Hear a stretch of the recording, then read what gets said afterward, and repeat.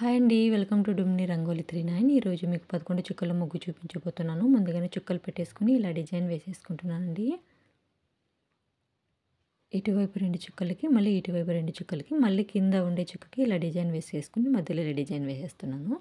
First ఈ 2 చుక్కలు, మళ్ళీ మధ్యలో ఇలా, మళ్ళీ ఈ 2 చుక్కలు, మళ్ళీ ఈ 2 చుక్కలు, మళ్ళీ ఈ 2 చుక్కలు, మళ్ళీ ఈ 2 చుక్కలు, మళ్ళీ ఇలా కింద డిజైన్ వేసేసుకొని ఇప్పుడు ఇలా కింద ఉండేదానికి ఇలా వేసేస్తున్నాను.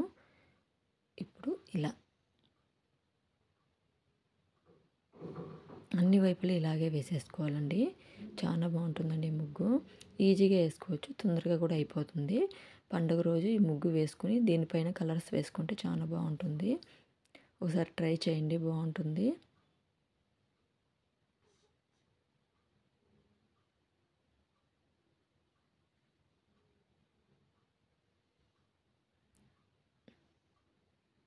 ఈ ముగ్గు చూసిన తర్వాత మీకు ఎలా అనిపించిందో కామెంట్స్ ద్వారా చెప్పండి. అదేవిధంగా వీడియో చూసిన తర్వాత సబ్స్క్రైబ్ చేసుకోవడం మాత్రం మర్చిపోకండి. లైక్ చేయండి, షేర్ చేయండి.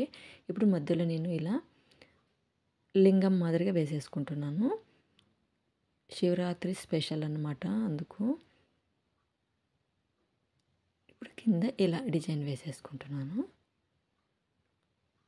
ఇలా వేసుకున్న తర్వాత ఇప్పుడు నేను పెన్సిల్తో ఇలా డిజైన్ చేసేసుకుంటున్నానండి. మీరైతే పండుగ రోజు కాబట్టి కలర్స్ వేసేసుకోండి, బాగుంటుంది.